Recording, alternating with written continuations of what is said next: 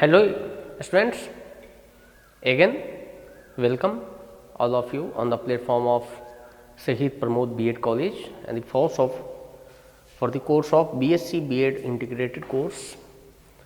Subject is chemistry part 1 and I am taking the new chapter, that is periodic table, and in this we will discuss today the history of periodic table. So, in the previous class we have already discussed about the first periodic table, that is done by Dauvergne. Later on we have discussed about the periodic table which is introduced by Newland, and after Newland the two scientists called Lothar Meyer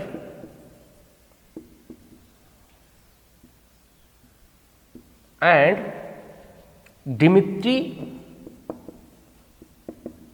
Mendeleev. So, both persons were doing the researches over periodic table. So, ये Lothar Meyer और Dmitry Mendeleev, ये दोनों periodic table के बारे में वो अपना research कर रहे थे और दोनों एक साथ नहीं कर रहे थे, दोनों अलग अलग जगह पे, बिकॉज कि actually Dmitri Mendeleev from Russia and he was from Germany. So both were doing the research over the periodic table in the same way, यानी कि उन लोगों का थिंकिंग जो था, थॉट एक जैसा था, बट इनका जो तरीका था वो अलग अलग था. और लोथर मेयर भी काफी कुछ बताया पीरियडिक टेबल के बारे में और मेंडलीव ने भी बताया, लेकिन इनका पब्लिकेशन पहले आ गया, यानी कि पहले हाईलाइट हो गया. That's why Mendeleev was more famous rather than that of Lothar Meyer. तो पहले हम ये देखेंगे कि लोथर मेयर ने क्या कहा था, उनका क्या रिसर्च था, उनका क्या पॉइंट था रिगार्डिंग दिस पीरियडिक टेबल. तो इससे पहले डोबर्नियर ने क्या बताया था कि हम एलिमेंट्स को इंक्रीजिंग ऑर्डर में सजा रहे हैं और atomic weight of middle is the mean of the first and third element. On the basis of the same Newland ने क्या बताया, yes atomic can be arranged in the increasing order of their atomic weight, but उन्होंने एक नया चीज बताया कि there is a periodicity, means कि after a fixed period the property of the elements are either identical or there are certain increasing behavior or decreasing behavior in the physical and chemical properties. और उसको आगे बढ़ाते हुए Lothar Meyer ने क्या बताया कि yes elements can be arranged in the increasing order of their atomic weight, लेकिन उन्होंने एक नया चीज इंट्रोड्यूस किया कि not only atomic weight but also atomic volume also can be a deciding factor in the organising the elements. तो उन्होंने एक नया चीज लाया, एटॉमिक वॉल्यूम, यानी कि एटॉमिक वेट के ऊपर तो डोबर्नियर और न्यूलैंड बोल चुके थे, लेकिन लोथर मेयर ने एटॉमिक वॉल्यूम के बारे में सोचा कि yes we can take a reference of atomic volume to decide whether arranging the material. तो उन्होंने ग्राफ बनाया atomic volume versus atomic weight. तो एटॉमिक वेट के बारे में मालूम था, एटॉमिक वॉल्यूम उन्होंने कैलकुलेट किया, उसके बाद उनका ग्राफ कुछ ऐसा था. Like this. तो उन्होंने ऐसा पाया कि यहां पे फ्लोरीन है, यहां पे सोडियम है, यहां पे मैग्नीशियम है, फिर यहां पे कैल्शियम है, यहां पे पोटेशियम है, क्लोरीन है, यहां पे पोटेशियम है, यहां पे कैल्शियम है, फिर यहां पे रुबिडियम है, लाइक दिस।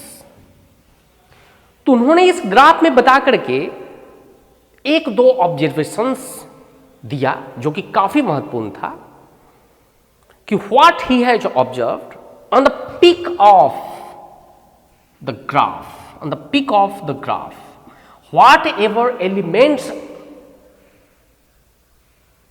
आर फॉलिंग, यानी कि जो एलिमेंट्स उसके पीक में फॉल कर रहा था, they are having the same properties like Na, you can see here Na, calcium, potassium and that of rubidium, तो इनका जो प्रॉपर्टी था वो सेम आ रहा था।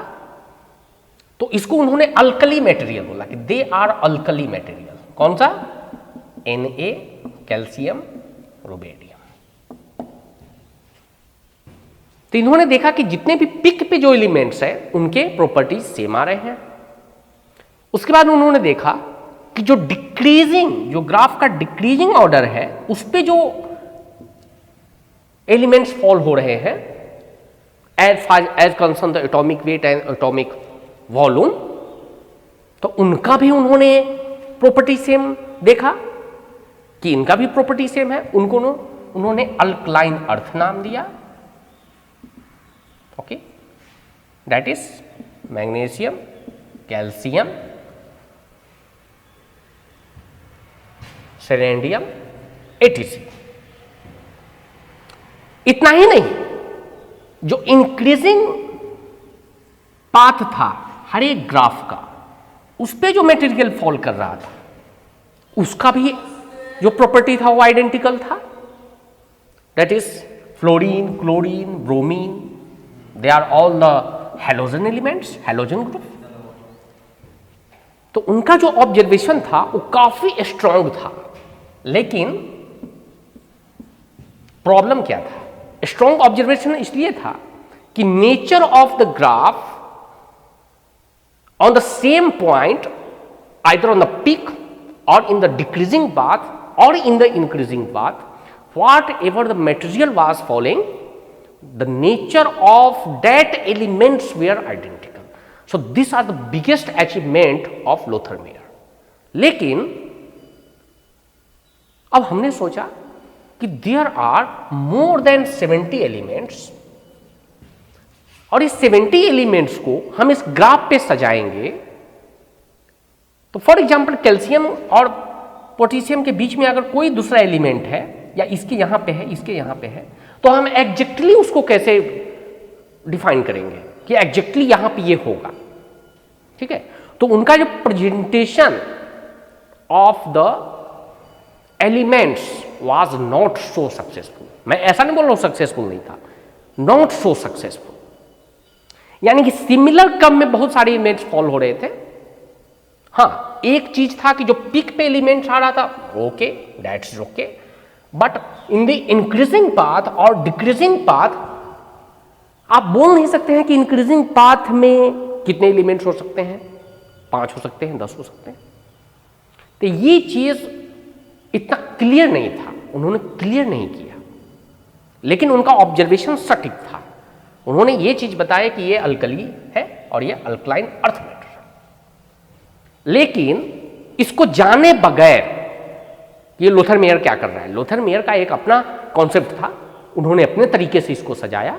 ओके, वो फेल हो गया, लेकिन इसमें से कुछ चीज तो समझ में आया कि उसके पिक पे जो एलिमेंट्स है उसका नेचर सेम है, जो डिक्रीजिंग पाथ में है, जो इंक्रीजिंग पाथ में है, उसका नेचर सेम है। और साथ साथ डिमिट्री मेंडलीव भी यही चीज कर रहे थे, उनका भी जो रेफरेंस था वो सेम था, atomic volume and atomic weight. But उन्होंने एक बड़ा चीज क्या किया, उन्होंने इसी चीज को टेबल में दर्शाया। किसमें दर्शाया? टेबल में। टेबल तो छोटा मोटा न्यूलैंड ने ही बनाया था, लेकिन मेंडलीव ने क्या किया, ठीक इसी चीज को किसमें सजाया? टेबल में सजाया। तो टेबल में सजाने के लिए ओके उन्होंने जो सबसे इंपोर्टेंट चीज यूज किया, that is for Newland, that is periodicity. And I have given a brief of this periodicity or definitions. The property of any element that is going to be repeat after a fixed interval, this is nothing but a periodicity. So on the basis of this periodicity, Mr. Dmitry Mendeleev has given a periodic law. Periodic law. And what this law says, the physical and chemical properties of an element is a periodic function of atomic weight. उन्होंने क्या बोला? The chemical और physical property जो है, this is the function of that is atomic weight. Function of that means what? The value of chemical and properties or nature of chemical and properties of an element is totally depend upon atomic weight. इसका मतलब क्या हुआ कि अगर atomic weight बढ़ रहा है, इसका मतलब उसका फिजिकल केमिकल प्रॉपर्टी जो है एक फिक्स इंटरवल के बाद रिपीट होना है। तो इन्होंने ये पहला पीरियोडिक लॉ दिया कि द केमिकल और physical property of an element is a function of atomic weight. उसके बाद उन्होंने एक टेबल बनाया। उस टेबल के बारे में जानते हैं कि टेबल में उन्होंने क्या किया। जैसा न्यूलैंड ने क्या किया था, वो अपने सुर के आधार पे, since music was his passion, that's why उन्होंने सारे गामा पदा निसा को सजाया था और every 8 materials properties were repeating. तो इन्होंने क्या किया, ऐसा रो बनाया 1 2 3 4 5 6 7 rows and 8 column, first second third, मैं बड़ा बड़ा लिख रहा हूं, इतना बड़ा लिखेंगे तो नहीं आएगा। First second third fourth fifth sixth and 7 5th 6th 7 and 8।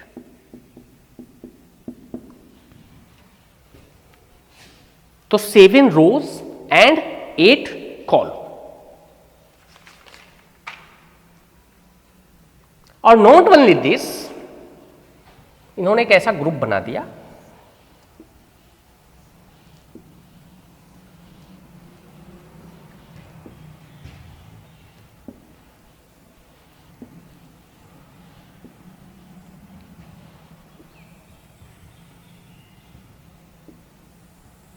you can draw the table better than me at your home because you may having a scale putty with you, so you can draw better than me. I am not challenging you. मैं एक overview बता रहा हूं, मैं पूरा का पूरा exactly इस बोर्ड पे आपको प्रोडक्ट टेबल ड्रॉ करके नहीं दे सकता। There might be some mistake, या मैं आपको इसका कॉन्सेप्ट बताऊंगा कि मेंडलीव ने क्या किया। इन्होंने 8 कॉलम्स एंड 7 रोज बनाए और not only this but also he has given a सब ग्रुप। सब ग्रुप मीन्स फर्स्ट में ए और बी भी बनाया, ए और बी, हर एक में ए और बी बनाया, केवल 8 कॉलम को छोड़ के।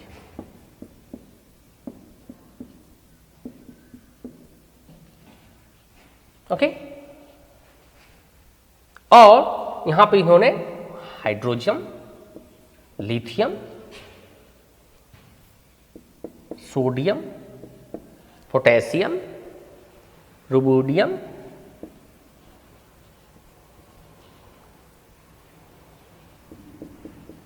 ये सारे इन्होंने फर्स्ट कॉलम में रखा और ग्रुप ए में रखा। उसके बाद जब सेकेंड बनाया तो पहला वाला छोड़ दिया। यहां से इन्होंने क्या बताया, बेरिलियम, मैग्नीशियम, कैल्शियम, सेरेंडियम, बेरियम एंड रेडियम। उसके बाद फिर इन्होंने यहां से ऐसा बनाया AlSi।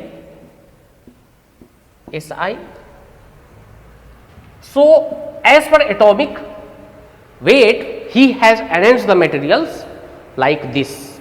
यहां पे इन्होंने खाली छोड़ा था, यहां पे Ac दिया था, ठीक है, फिर यहां पे टाइटेनियम यहां पे छोड़ दिया था, टाइटेनियम दिया था। लाइक दिस उन्होंने बहुत सारे एलिमेंट्स को अरेंज किया। अगर यहां पे हम देखेंगे, ठीक है, तो यहां पे 8 में फेरस, कोबाल्ट और निकेल रखा था।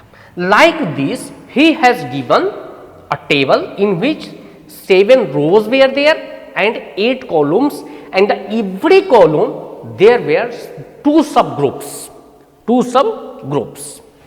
अब इन्होंने क्या किया कि जो वर्टिकल कॉलम है उसको उन्होंने ग्रुप बोला। That group is same as that of 1s2, 2s2, 2p6. Like this, he has mentioned this vertical column as a group। और ये इन्होंने जो ये रोज दिया उसको उन्होंने क्या बताया, पीरियड्स। तो मेन पॉइंट क्या था उसका, सो वर्टिकल कॉलम उसको उन्होंने ग्रुप के रूप में रिप्रेजेंट किया और जो रोज थे उसको पीरियड्स के रूप में उन्होंने उसको रिप्रेजेंट किया। और 1 से लेकर के 7 तक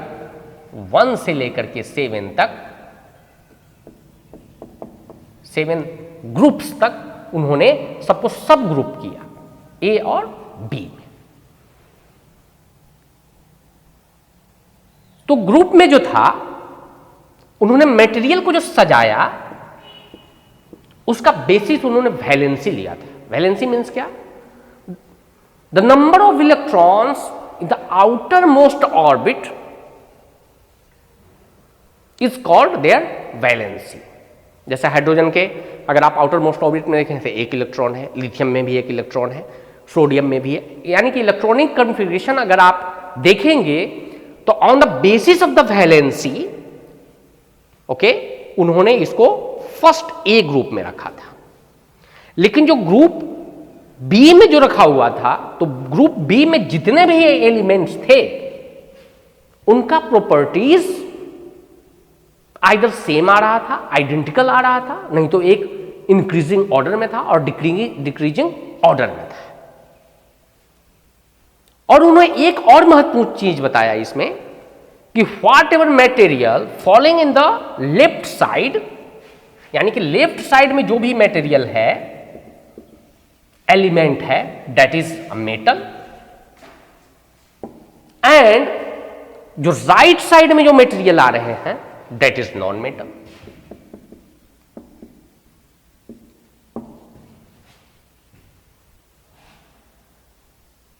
उसके बाद उन्होंने एक चीज बहुत अच्छा किया कि in the case of Newland and Dobereiner only few materials was taken into consideration to arrange the material. यानी कि सारे एलिमेंट्स उसमें कंसीडर नहीं हो रहे थे, लेकिन Mendeleev was the first one who has taken all the 63 elements till date was discovered. यानी कि उस डेट तक जितने सारे मटेरियल डिस्कवर हो चुके थे उस सारे एलिमेंट्स को उन्होंने अपने पीरियोडिक टेबल में डाला। This was the biggest thing, यानी कि उनसे कुछ छूट नहीं रहा था। यानी कि उसका एडवांटेज क्या था, एडवांटेज ये था कि जितने भी मटेरियल्स है सबका प्रॉपर्टीज डिफाइन हो रहा था कि whether they are having same atomic radius और increasing order of atomic radius आ रहा था। यानी कि all the known materials was taken into consideration. This is the one of the biggest success of this Mendeleev. और not only this, अगर आप इस पीरियोडिक टेबल को देखेंगे, आपके बुक में भी होगा, तो उन्होंने जो उस समय डिस्कवर नहीं हुए थे एलिमेंट, उनके लिए उन्होंने जगह छोड़ा था, स्पेस उन्होंने छोड़ा था, क्योंकि उनको पता था कि इतने सारे जो मैं बना रहा हूं, इसमें हो सकता है कि फ्यूचर में आकर के कुछ एलिमेंट का खोज हो, डिस्कवरी हो, और उनका मटेरियल प्रॉपर्टीज क्या होगा उसके बारे में उन्होंने पहले ही उसका पीरियड एंड ग्रुप डिसाइड कर दिया था. सो उन्होंने क्या किया था? प्रिडिक्ट किया था. Prediction that is called prediction. Means कि उन्होंने अंदाज लगाया, उन्होंने स्टडी किया, और जो अनडिस्कवर मटेरियल के लिए, अनडिस्कवर एलिमेंट्स के लिए उन्होंने स्पेस खाली करके रखा था. अब पूछेंगे कि ऐसा कौन था भाई जिसको खाली करके रखा था और बाद में क्या हुआ? तो yes, we are having example. यानी कि जैसे एल्युमिनियम, अगर आप इसमें देखेंगे तो एल्युमिनियम के नीचे खाली है, देखो सिलिकॉन के नीचे खाली है, जो उन्होंने जगह खाली करके रखा था. ये जो एल्युमिनियम है, उसके नीचे जो जगह खाली था, तो उन्होंने एक इक्का एल्युमिनियम करके उन्होंने प्रिडिक्ट किया था कि कोई मटेरियल आएगा, वो इक्का एल्युमिनियम का एक प्रॉपर्टी उन्होंने डिसाइड करके रख दिया था, और वो जो भी एलिमेंट बाद में आएगा, ठीक है, उसका प्रॉपर्टी इक्का एल्युमिनियम के प्रॉपर्टी से मैच करेगा, और बाद में, बहुत बाद में उस मटेरियल का खोज हो गया, that is gallium, that is galleon. यानी कि उनका जो प्रिडिक्शन था कि यहां पे वो मटेरियल आएगा, यहां पे वो एलिमेंट आएगा, वो एलिमेंट यहां पे आ गया, जिसका प्रॉपर्टीज उनके प्रेडिक्टेड प्रॉपर्टीज से मैच कर रहा था. Not only in the case of aluminium, but also in the case of silicon also. यानी कि सिलिकॉन के नीचे भी उन्होंने एक जगह खाली रखा था और बोला था कि ये बाद में कभी ना कभी इसका जो मटेरियल होगा वो इक्का सिलिकॉन से मिलता जुलता होगा, और बाद में जो मटेरियल आया वो आया जर्मेनियम. यानी कि what he has predicted the same elements were discovered later on. यानी कि उन्होंने क्या किया? प्रिडिक्ट किया. ओके, तो बहुत सारे सक्सेस इससे मिल गए. सक्सेस पॉइंट क्या हुआ? कि उन्होंने एक टेबल बना दिया जिसमें इन्होंने ये बता दिया कि भाई ये वाला वो पीरियड है, ये वाला है वो ग्रुप्स है. नॉट ओनली, वो सब ग्रुप में भी बांट दिया, और सब ग्रुप का सारे प्रॉपर्टीज लगभग सेम रहेंगे, आइडेंटिकल रहेंगे, और इनके valency, on the basis of valency उन्होंने हर एक मटेरियल को एक जगह दिया. यानी कि पीरियडिक टेबल ऐसा बनाया जिसमें all the discovered material till date was placed. अब कहां पे प्लेस हुआ, उन्होंने उसको प्रॉपरली प्लेस किया. मैं सारा चीज बता नहीं रहा हूं, you can see in your book, लेकिन आप थीम को समझो कि what is the main theme behind this. उसका मेन उनका क्या था कि he has placed a gap for undiscovered material, means he has predicted later on the elements will be discovered, will be placed in this group. तो ये उनके क्या हो गया? एडवांटेज हो गया, सक्सेस हो गया. लेकिन ये मेंडलीफ का जो प्रेडिक्टेबल था, it was not also taken into account. यानी कि उसमें कुछ कमी रह गई. यस, उन्होंने जो किया उसमें कुछ कमी रह गई. उसके बाद क्या किया? जो बाकी जो साइंटिस्ट थे उस समय, बोर, मोस्ले भी इस चीज को देख रहे थे कि क्या हो रहा है. डोबर्नियर ने क्या किया, न्यूलैंड ने क्या किया, लोथर मेयर ने क्या किया, मेंडलीव ने क्या किया. बाद में मिस्टर मोस्ले, हेनरी मोस्ले, उन्होंने एक मॉडर्न पीरियडिक टेबल दिया. लेकिन केवल उनमें उनका केवल कंट्रीब्यूशन नहीं था, there were other people also. Bohr was also associated with. So sometimes the modern periodic table is also known as Bohr periodic table. ठीक है, लेकिन ये periodic table आया क्यों? यानी कि there were some lapse in the Mendeleev periodic table. तो lapse क्या थे वो आप देख लीजिए. What were the lapses due to which this Mendeleev periodic table was not so successful? यानी कि उस periodic table को हमने फाइनलाइज नहीं किया due to following shortcomings done by mister Mendeleev. देखिए, हम और आप क्या बोलते हैं कि हम अपना काम बिल्कुल परफेक्ट करेंगे, लेकिन परफेक्शन ऐसा नहीं आता है. जब तक आप मिस्टेक नहीं करेंगे तो परफेक्शन आ नहीं सकता है. लेकिन हम तो मिस्टेक करते भी नहीं, और जो मिस्टेक नहीं कर सकता है वो परफेक्शन भी नहीं ला सकता है. तो मेंडलीव ने देखिए कितना बड़ा काम किया. हम तो कुछ रिस्क लेते ही नहीं है. Unless and until we will not take the risk, कम से कम फेलियर होने के लिए तो रिस्क लो. कुछ करो, फेल हो जाओ, कम से कम फेल के नाम पे तो फेमस हो जाओ. सक्सेस पे तो सब फेमस होते हैं. ओके, तो व्हाट वर द लैप्सेस? पहला लैप्स था जो उन्होंने एलिमेंट्स को ग्रुपिंग किया था वो हर जगह फॉलो नहीं हो रहा था. जैसे सोडियम, पोटेशियम, रुबिडियम, इनके प्रॉपर्टीज सेम हो रहे थे, लेकिन उसी ग्रुप में कॉपर और सिल्वर, इनके प्रॉपर्टीज डिफर कर रहे थे. पहला चीज. उसके बाद same type of the element where separated. अगर आप मेंडलीव का पीरियोडिक टेबल देखेंगे तो दैट इज प्लेटिनम एंड स्टेनिनम, ये दो अलग अलग जगह पे प्लेस किया हुआ है, यानी कि सेपरेट हो गया दोनों. ये दूसरा शॉर्टकमिंग था.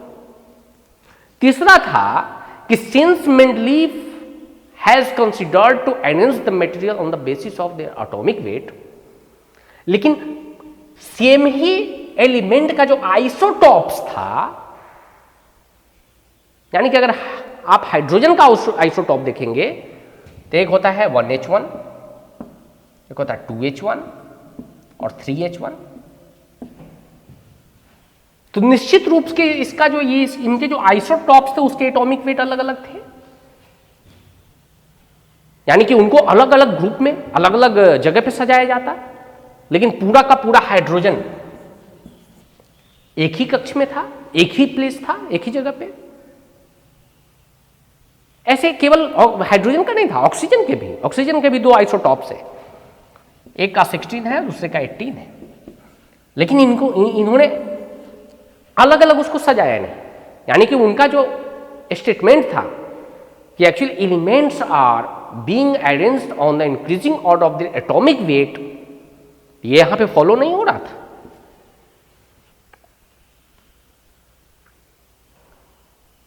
तीसरा चीज कि इनका कहना था कि एटॉमिक वेट बढ़ते क्रम में हम सजा रहे हैं, लेकिन कहीं कहीं पे इन्होंने प्रॉपर्टी सेम करने के लिए, उनके केमिकल और फिजिकल प्रॉपर्टी को सेम करने के लिए ग्रुप में इन्होंने कई जगह पे उनका जो थियरम था उसको उन्होंने ब्रेक किया. जैसे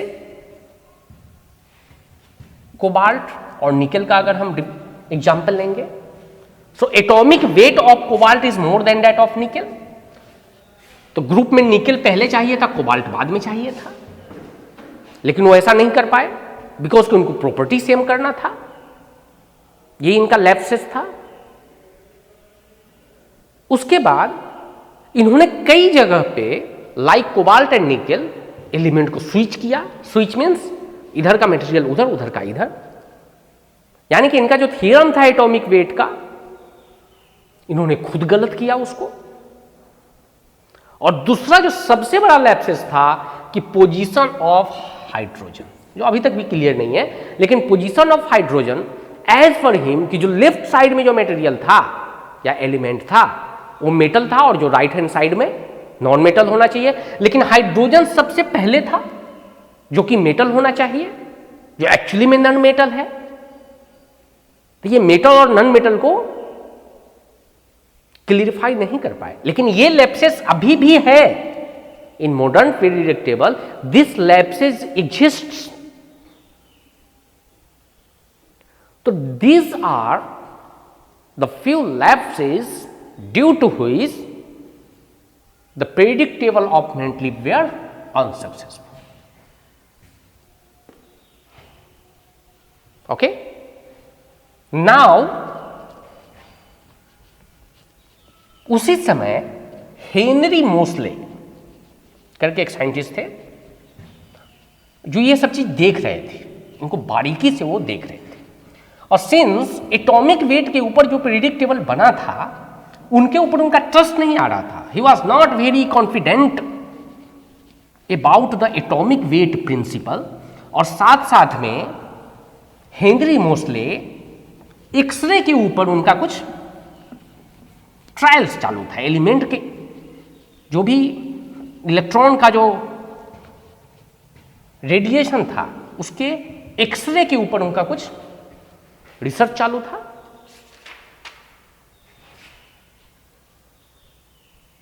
तो उन्होंने एक रिलेशन बताया कि नो, ये जो अरेंजमेंट है या जो प्रॉपर्टीज है वो हर एक चीज एटॉमिक वेट पे डिपेंड नहीं करेगा, यानी कि देयर आर सम रिलेशन, ये हेनरी मोसले का कहना था कि there are some relation of the elements frequency, यानी कि उनका जो फ्रीक्वेंसी है, उनमें से जो रेडिएशन इमिट्स हो रहा है उनका जो फ्रीक्वेंसी है वह उसके नंबर ऑफ प्रोटॉन पे डिपेंड कर रहा है। एटॉमिक वेट छोड़ दो, उसके नंबर ऑफ प्रोटॉन पे डिपेंड कर रहा है। यानी कि उन्होंने एक रिलेशन दिया, the frequency of the under root frequency of any element is directly proportional to atomic number that is Z, and atomic number is nothing but number of proton। यानी कि इसका जो फ्रीक्वेंसी होगा वो किस पे डिपेंड करेगा, नंबर ऑफ प्रोटॉन पे, और number of proton is nothing but atomic number. यानी कि किसी भी एलिमेंट का केमिकल और फिजिकल प्रॉपर्टीज, ठीक है, एटॉमिक वेट पे डिपेंड करता है, लेकिन उसका जो मैग्नीट्यूड है that is directly proportional to under root of frequency, and that is nothing but number of proton, यानी कि उसके एटॉमिक नंबर पे उसका फ्रीक्वेंसी डिपेंड कर रहा था। Later on along with Henry Moseley,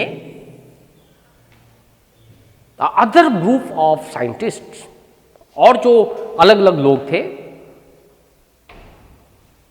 Rutherford, bore, Mosle, ये सब मिलकर के सोचा कि चलो एक अलग पीरियोडिक टेबल बनाते हैं जिसमें केवल मेरा कंट्रीब्यूशन नहीं रहेगा। All are requested to come along on the table and make a predictable, एक ऐसा सक्सेसफुल प्रेडिक्टेबल बनाएंगे जो मेंडलीव भाई साहब ने बनाया था उसमें चलो कुछ सुधार करते हैं, और सुधार करके उसको एक अच्छा सा प्रेडिक्टेबल बना के देते हैं। उसके बाद ये मॉडर्न प्रेडिक्टेबल बना। लेकिन